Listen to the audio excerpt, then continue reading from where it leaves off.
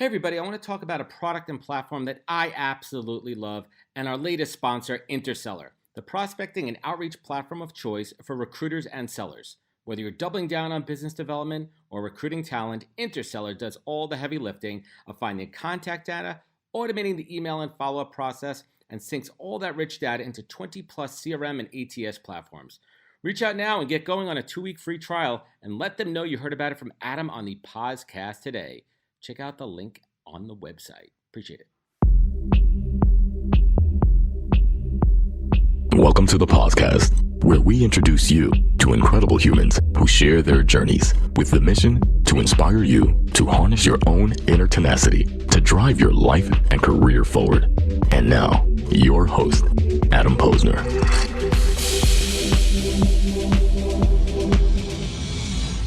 Hey, what's up, everybody? Welcome back to the podcast, where we bring you the best and the brightest from the world of business, marketing, and entrepreneurship to help you harness your inner tenacity and drive your career forward. I am excited to welcome my guest today, Andrew Parker, the founder of Papa. Papa is the first and only on-demand assistance service to help seniors with transportation, house needs, tech, and an amazing social experience. Essentially, it's like having a family on demand, and I'm excited to unpack Andrew's career journey and the story of Papa, so let's do this. Andrew Parker, welcome to the show. Thanks for having me, Adam.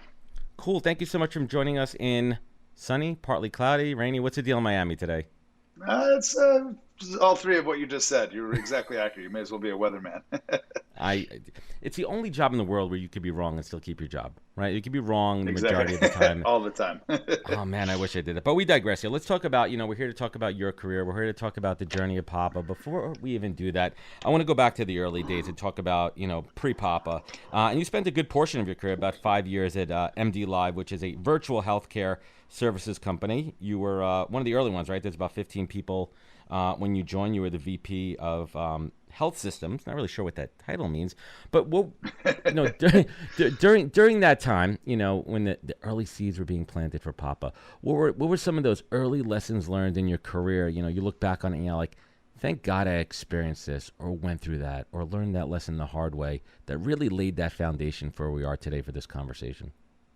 I mean, it's so many things. So prior to Papa, I was an early team member at MD Live as a telehealth company, as you mentioned. VP of Health Systems, I was a salesperson with a kind of a fancier title, focused on health systems at the time. I also did account management. I did product strategy. I did product. I helped with tech. Swiss Army knife. Think about Swiss Army knife. I mean, when you start at a company with less than 20 people and then it grows to 400 people, you do a lot and you learn a lot. Many lessons learned there for me, both personally and also just thinking about how to build a business.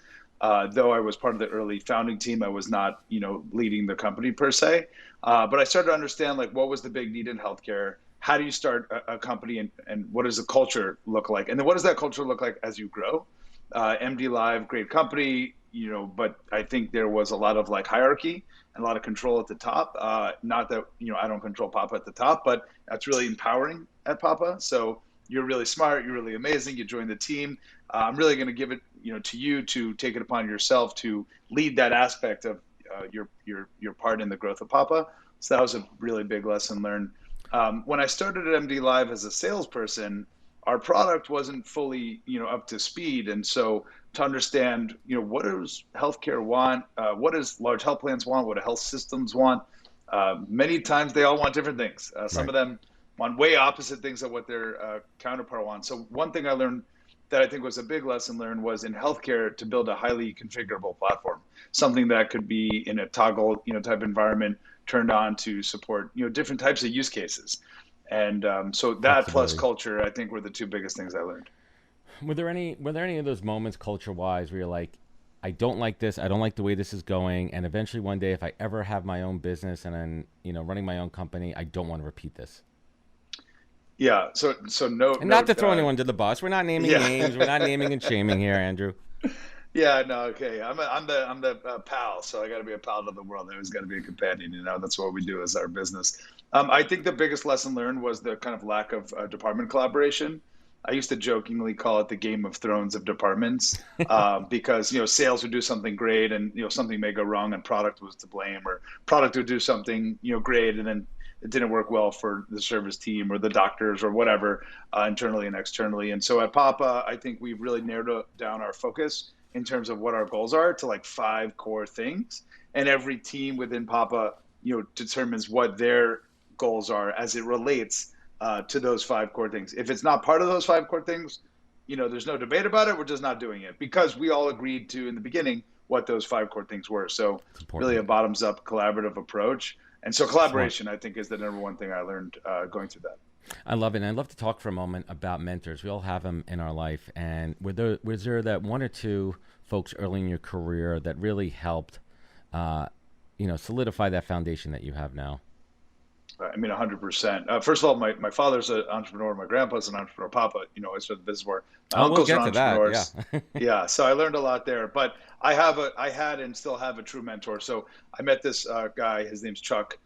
He joined MD Live. He recruited me to the company, and he was the head of sales and my boss. And he taught me so much about selling and how to position, a healthcare solution and how to think about, other verticals and distribution in general. Which I think has become a specialty of mine. And then I left MD Live and I told him I was going to start a family on demand business. And in 1 year from that moment, I would raise money and hire him. And so now he actually is the chief revenue officer of Papa. That's fantastic. I mean, the full circle is fantastic. So let's go back a little bit. Papa, well, obviously, but the folks listening, I mean, you founded Papa to help with your own grandfather, who also obviously inspired the name of the company. Were the seeds planted while you were still at MD Live, or did you have that aha moment and then decide to leave? Because I think this is really important for people who have a passion for something or to build something. Do you start building on the side as a side hustle and kind of vet it out a little bit till you get to we'll call it an MVP? Or is it like, shit, I can't do this unless I fully step away and put all my time? Tell us a little bit about that decision, because I think that's really not spoken about a lot on these type of shows. I think it's 100% a personal decision depending on your circumstances. Me personally, I had very little responsibility other than my rent. And I had no family or nothing like that. And so if shit went bust, that'd be okay. So I felt very little risk. I did come up with the concept while working at MD Live. I tested it with friends, family members, people that I met at Publix, people that I met at religious facilities or in community centers. So on the nights and weekends I would do it. I also would bring it up in topic, very like on the side, like, oh, what do you think about this business, and try to see what I could get going. I did start building an app while at MD Live, on the nights and weekends. I don't code, so that was actually just using my personal money and kind of directing as a product leader team. But then once I got 10 people to use it consistently, I read this article from Y Combinator that said if you have 1,000 people that love it, that's the most important thing ever. I didn't have 1,000. I had 10. That was good enough for me. There was actually 10,000, that works. Sure, we'll call it successful. I'm very good at convincing myself of doing things. So in that case, I did that. I also had something happen at MD Live, which I think was kind of the last straw for me, which was my colleague at MD Live got a promotion that I wanted, which I actually didn't really want. I wanted to go do Papa. So that was kind of like, you know what? I got my 10. I'm leaving. I'm good. And so I left full-time in May 2017. I left a really big job with a good salary and a good position at a great company that's growing to go to zero for 2 years. But that's how it works, man. So let's talk about your Papa for a little bit. And I heard in another interview that not an easy guy to impress, and you were pretty confident in the services, but you needed to test him, firsthand and get his seal of approval. So tell just to bring everyone up to speed, what kind of guy is he? So Papa was a tough guy. Yeah, he was a super loving, caring, in his way, family guy. Like family and the world, like history and the traveling meant more to him than anything else. He was an artist, actually, a very, very, very talented artist. He actually had a custom furniture company. I was about to ask what his medium was. Yeah, custom furniture, but then ultimately retired as a wood sculptor. Like at 50, like on the dot, like out of a book, retired and spent 40 years sculpting wood. And I'm smiling because my dad was early days Pratt. He was a furniture wood sculptor, and that's how he cut his. Oh my God! Yeah. Maybe your dad's my papa. I don't know. That'd be weird. So you're great. He was still around when you launched this, correct? He was around when I launched it, but not when I really jumped in full throttle. By the time he started to get the services, he became kind of too ill. were you able to have some early conversations with him and tell him what you were doing and building? Was he able to understand it and even a little bit? I mean, I hope so, yes, but I honestly don't think so. He went from completely fine to dementia real to quick. like gone, which sadly enough, but I'm kind of happy because you don't want to see You don't want anyone to see like them that. It's suffering. terrible. No, and Alzheimer's is just a wild disease. Someone who's so genius to kind of lose that. What is kind of cool is in the middle there, he became docile, kind of more fun. He seemed like more of a teenager type attitude, and it was kind of a fun little time period. Kind of goofy Papa. I never experienced that my whole life. He was to the T guy. But I did know, whether he recognized the service or not, he recognized the impact. It was more obvious. We got him home care companies. He bit a lady. He jumped out a window. He ran out of the house. With a pal, he immediately connected. So talk to us about the difference here, right? Because the first thing I read, or thought about was the home care industry. And, we all have, senior family members. We've heard horror stories. And we've also heard the opposite, too, of really great, amazing companionship and bonding experiences. What was that white space opportunity that you saw that was missing in the senior care space? Yeah, so the biggest thing for me was my grandfather didn't need bathing, and he didn't need someone to help him in the bathroom, even until like the last couple of weeks he did. But he was pretty much fine. But he needed someone to drive him and help him and spend time with him. And I'm like, well, Papa doesn't want to feel cared for. Like that was the issue. He was such a strong individual, and so if I could send someone that was like, we used to go by grandkids on demand. So like me or my cousins, but we're busy, we're in school, we're doing other things, we're in work. I thought we could effectively hack, the experience and remove that kind of feeling of being cared for and make it more fun, And also home care mostly, because there's such a shortage of home care professionals, you are essentially required to only work with someone if they need 40 hours a week or 30 hours a week. Bare minimum. And I was Yeah. wondering, what Yeah. happens if you only need 10 hours a week? What if I only need you a couple hours a day to get me to the grocery store, to the doctor's appointment, or help me, set up my FaceTime so I could talk to my grandkids?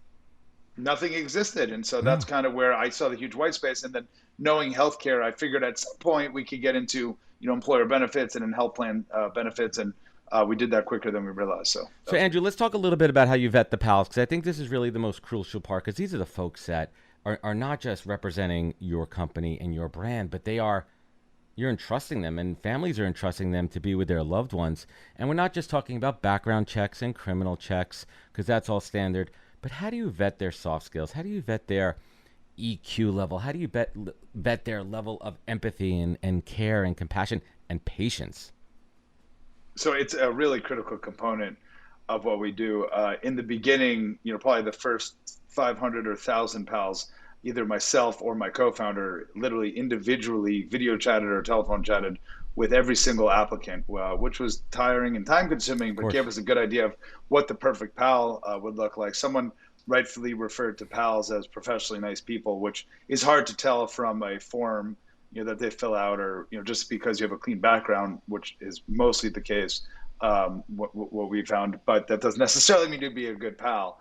And we're really trying to find someone that, to your point, is patient, is sympathetic, is trustworthy, but also understands what this is. And we started off with college students, which helped to vet, kind of pre-vet a little bit. And then we take each pal through a personality test. We take each pal through an online training. We call it Pal University, which is a series of videos and quizzes and real-time interactions. We also have some full-time pals and some part-time pals and some gig working pals. So oftentimes our full-time pals become, kind of advisors to the other pals. So it's very much often that we are involved in the day-to-day experience of what it's like to be a pal. And that's allowed us to, maintain and build a network across the country in a pretty strong way. And we're always reviewing and rating and checking back to make sure that's accurate. And knock on wood, we've had pretty much 100% success on high quality, good experiences. And the pals aren't doing, correct me if I'm wrong here, they're not doing the medical side. They're not doing like a lot of with some of the home care attend. They're not doing bathing and stuff, but they're helping them around the house. Correct? Like they're not doing anything where they need to be certified medically, or do they get CPR training? Do they get that kind of emergency care? Because God forbid, listen, we're dealing with seniors. You never know what's going to happen. Is there training in that regards? Some of them do have CPR training. It's not a typical requirement. Some clients, meaning we work with health plans, do have requirements like drug testing in some cases, and some do have other levels of training which we can support. But no, we don't have any medical services today. We don't do bathing today. We don't do toileting today. So it's what would be called instrumental activities of daily living. We kind of refer to it as companionship. So it's driving, helping, house help, cleaning. It's all putting the word light in front of everything. Yeah. Let's talk about that real-time feedback. You know, when you first tested out and you got into market, what was some of the feedback from the clients? And we're talking about the seniors. Tell us what that experience was like and how it kind of brought it all home and kind of, you said, you know what? Not only am I onto something, but I'm really helping families and I'm helping people out here in their, you know, the back nine of their life, as we like to say. Yeah. So I think the first aha moment, as I mentioned earlier, was with my grandfather, that he was happy to get the service. He started asking for Andrea, which was the first pal's name that he had.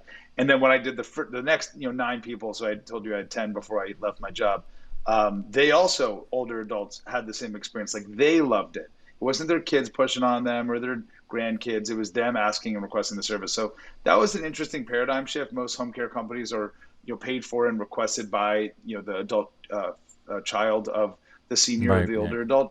And so with Papa, almost always our services have gone directly to the older adult themselves. And so I think the big lesson learned was that making it fun for the older adult actually yields a positive outcome, and actually provides them a better experience and allows you to take the burden off the family that otherwise would have had a call on their behalf. And so that was pretty special. I mean, I think part of it was it wasn't home care. A lot of what it wasn't made it more powerful.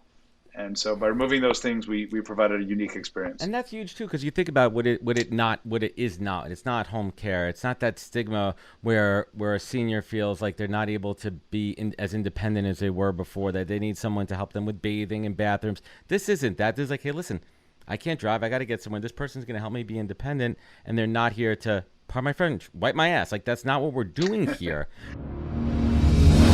What could your business do with dozens of additional closed sales every single month? I'm Brian Cristiano, CEO of Bold Worldwide and creator of Deal Flow Accelerator, boot camp style training program for business owners, entrepreneurs, and sales leaders to help them close up to 30 to 120% more deals in just 6 weeks.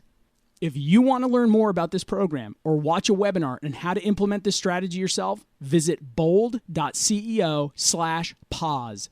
Let's grow.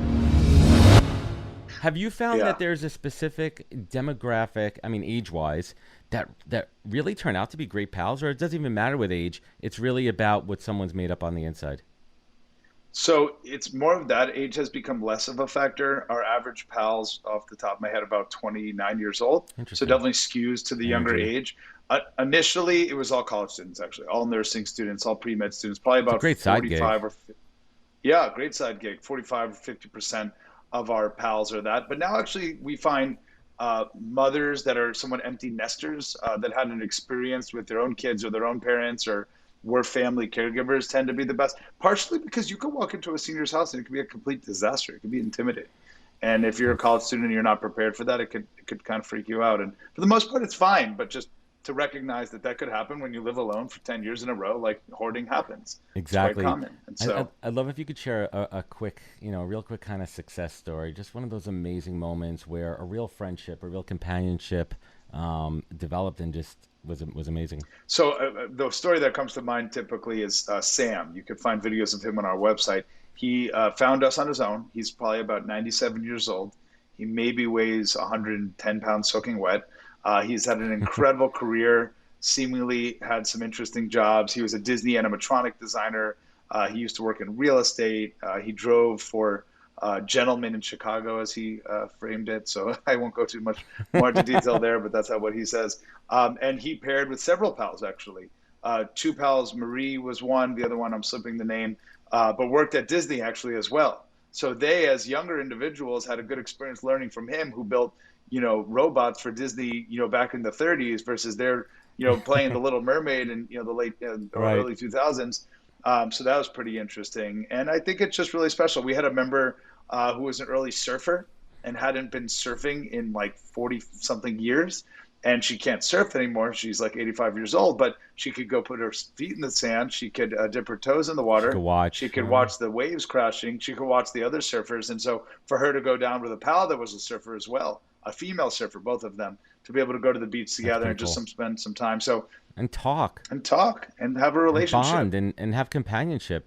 So many people don't have that. A lot of seniors, I mean, they're either stuck in a facility or they're stuck in an apartment where they're not in a facility, and it's super critical. So let me ask you this, flipping the side of that, life isn't forever, and, our time comes. How do you train the pals, because they get attached, how do you train them for that time when it comes? Yeah, it's a very hard thing. We have different processes and grievance systems in place. We, as part of PAL University, talk a little bit about it. They have a hotline. They have a direct connection to a PAL advisor so that when that situation does happen, we typically know about it either before them or through them in some cases. Some of it's been quite challenging. But I think the way we frame it is most of these older adults are older. They've had great lives, and they're making their lives better. And, it's more of a positive thing than a negative thing. As you mentioned, we all at one point pass on. I think the great Steve Jobs said, if it wasn't for death, there wouldn't be much excitement about life. So so let's get back to the technology part, because I think this is super cool. There's generations, and there's generations. We're lucky. I was born in the time where I learned to type on a typewriter, but I'm also completely I'm 42. I'm very digital fluent across everything. And I always kind of laugh when my dad still has an AOL email address, and I'm teaching about FaceTime and everything with the grandkids. But technology is a big part about Papa. Talk to us a little bit about, what makes the platform itself special in regards to technology, and how you're bridging the gap with the seniors and the pals. So in the beginning, it was quite rudimentary, but now it's become incredibly advanced, and it's amazing to even think about how far we've come. I mean, effectively, we've automated leveraging data, leveraging AI, machine learning, leveraging natural language processing to understand people's sentiment, to really deploy PALs in real time based on the variety of needs that an older adult or family may have. And we've developed interesting scoring methodologies. We've built what we call the Papa Social Index, a PSI. That's like a credit score for your social health. Patented. Yep, exactly. And patent pending. Exactly. So to really understand, okay, do you need PALs all the time? Do you need it once? Why do you need it? What does that program look like? And then to do that in a way that's easily accessible, regardless of your technical capability. So you could do it over the phone. You could do it through an app. You could do it through a website. We used to joke, though I think back in the day we would have accepted carrier pigeon. And so whatever modality you prefer, we can handle. We also teach older adults how to use technologies if they want to, or if they have the ability to do so. And most of the time it's not that complicated, as you and I know, but it's to have the interest level. And I think the pandemic really pushed older adults that may have been on the fence about technology forward. So let's talk about that. Let's talk about the pandemic, and we go back to the early days. First and foremost, I mean, how did that affect the business directly? Were you still able to send the PALs out there? I mean, did business grind to a halt? Talk about that moment. Let's go back to mid-March 2020. No, I was in Colorado snowboarding. Took off the day to go snowboarding on a vacation of sorts, and I felt like the pandemic all happened within like a 10-minute time frame. And I had to make a strong decision to kind of, I don't like saying the word pivot per se, but kind of enhance the platform to provide virtual visits and do what we call assistance from a distance. So get groceries, get prescriptions, talk to people. And it was a scary time. It was also, a lot of racial issues happening in America at this time period, Right. and still obviously today, but there was, things around George Floyd and some of those issues. So it was a very scary moment in the world, especially for older adults that were being told that effectively if they walked outside, bad things were going to happen. Yeah. And so we had to be there for them, which we were proud to be able to. We did have somewhat of an interesting, pause and reset, but virtual visits were a huge hit. Seniors loved it. They started doing video chat. They started using technology they never used before. In fact, our business, silver linings, we call them. Silver linings, yeah, for the silver tsunami. So our business got better and stronger, and our clients, all rallied around it. So it was great. I mean, Andrew, bigger and better. I mean, you're expanding to all 50 states, growing, correct me if I'm wrong, 600% overall. I mean, that was this January. We just grew about another 400% for next January. We partner with our. So is that 1,000%? Is my math off on that? Well, right, now 600 plus 400. If you want to do it that way, yeah, we'll go with that. Carry the one. But in January, we'll be live with about 2.5 million members that have access to Papa through about 60 health plans, which we're really excited about. So talk to me. Is it the word of mouth? I mean, what is driving the success here? Was it the pandemic? Could you say that the pandemic was a silver lining? Uh, I don't see it that way necessarily. I think it just brought forward some technical, aspects of it that, seniors are now accessing the service in that way. I think it's just the fact that loneliness is a disease. Social drivers affect people. If you're lonely and isolated and don't have a car and don't have food, and you're going to have some health issues. And I think that it's become started to resonate really with older adults and families, and the health plans recognize the value of having a network of people that can support members for a variety of needs. And statistically, I mean, the boomers are aging. I mean, we have an aging population. That's what's happening here. And it's a great service and out there. I want to double back to entrepreneurship. And you mentioned your grandfather and I believe your father. What was that first moment early on in your life when you kind of maybe had that first entrepreneurial itch that you needed So to it's scratch? funny. I don't know that like when I was younger, my dad definitely didn't like look at me and be like, my son's a future entrepreneur. It was just like, my son's a putz more, more likely. I always was interested in like hacking different things to be able to make money in some way. I never really bought into getting a job. It wasn't really because I didn't want a boss or anything. I just didn't want a job. It was more like that. I just You just didn't I want just to didn't work want or a you didn't want a job. I job? just wanted to make money in other ways. I wanted money though. So I just Yeah. didn't want to go down traditional paths. That's good. I think watching my dad my entire life working, hard and building, pretty successful businesses from nothing, putting our family, at that time probably at risk, seeing, how much he dedicated himself to something, and frankly, always wanted to be like my dad. I thought he was so cool. I want to make him proud, and I think I'm doing a pretty good job now. So now we're more like partners than father and son now, even though he doesn't work at Papa, but we talk a lot about business.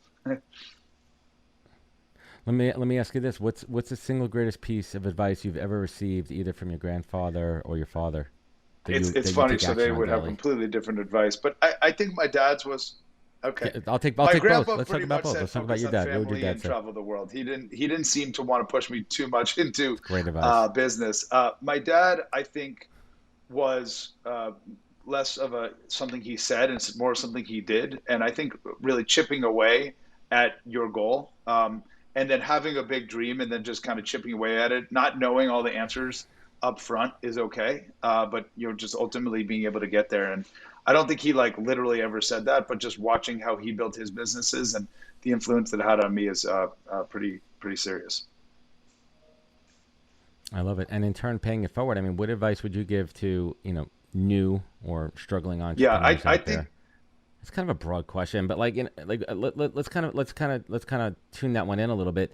If an entrepreneur is struggling to get their idea, their concept off the ground, if they're struggling, financially, what is that advice for them to keep going?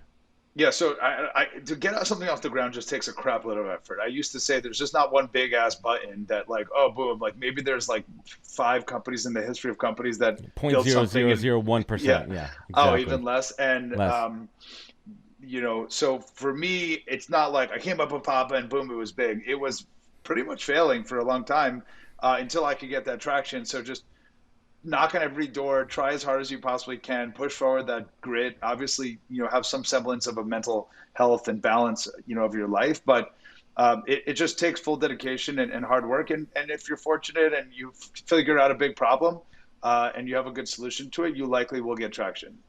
If not, that doesn't mean you're a failure, and that doesn't mean you're never going to have a business. It just, maybe that's not the right business, or maybe that's not the right strategy for that business. I mean, what's funny is we started off with pals the same exact way we do now, and we only got like 10 or 11 people, and then we boom, boom, boom, tried every which way, and then I'm like, the pal idea is actually the good idea. Like, why are we trying to take this thing and make it into something else? Let's just go forward with the first idea.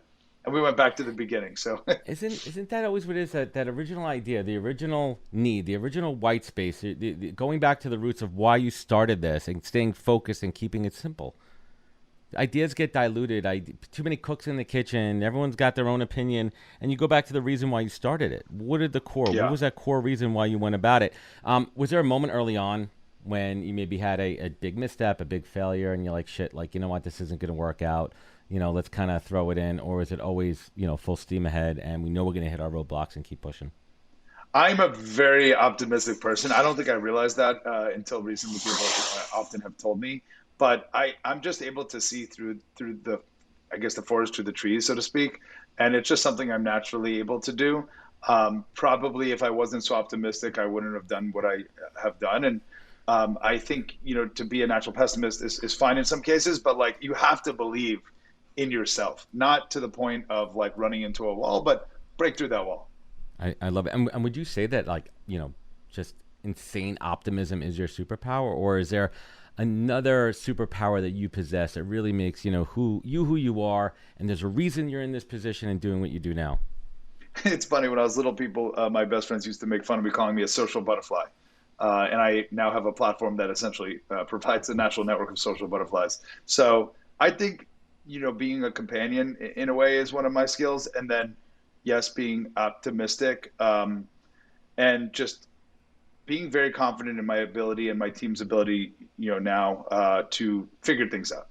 I know we can figure everything out, and just don't look at anything too big or too hard to do. It's just everything can be done as long as we chip away at it. I love it. And a couple last things when I want to wrap up here. If you were going to explain to somebody in the most succinct sentence as possible, how would you describe Papa and the service offered? Pop is a platform that connects older adults and families to pals for companionship, assistance, and transportation, like Family on Demand. I love it. That's fantastic. When you guys are building is so important, and there's such a need out there. And last but not least, you look back on your life, you look back on the tough times, and you've had to pull yourself up. And you needed to harness that quality that makes every successful entrepreneur successful, which is tenacity. And you had to find it and dig down deep. And on the flip side, where you're sitting now, successful, building out an amazing company that helps so many, and you want to show gratitude. How do you stay focused? What is your compass? Andrew Parker, what is your North Star in life? My North Star is to make a really positive impact on the world and be proud of that thing that I'm doing. I love it. And there you have it. Andrew Parker, I want to thank you so much for joining me. This has been a fantastic conversation. People won't know in the background when I stitch these two shows together the technical issues what they had until I'm telling them now. But we made it happen. Thank you for hanging with me. Hang with me for one moment here. And everyone out there, please check out papa.co. And Andrew, where can folks find you if they want to connect with you directly? LinkedIn is the number one place. I'm very responsive. Yes, LinkedIn. And everyone out there, thank you for hanging out with us today. I hope you learned something. I also want you to make sure you check out Papa. Spread the word. It is a fantastic service out there, really making a difference. And you know where to find more podcasts, podcast.com. Follow us on all the social media channels. If you like this show, leave a review, rating. It goes a long way. Remember, take care of each other, look out for one another, and catch us next week for another great episode of the podcast. Wisdom is forever, but for us, it's time to go. Thank you for joining us. Luckily, we'll be back with our next episode soon, jam-packed with more incredible humans. Thank you for listening, subscribing, and sharing. To join the conversation, search the podcast on LinkedIn. And to catch up on past episodes and more info, please visit www.thepodcast.com.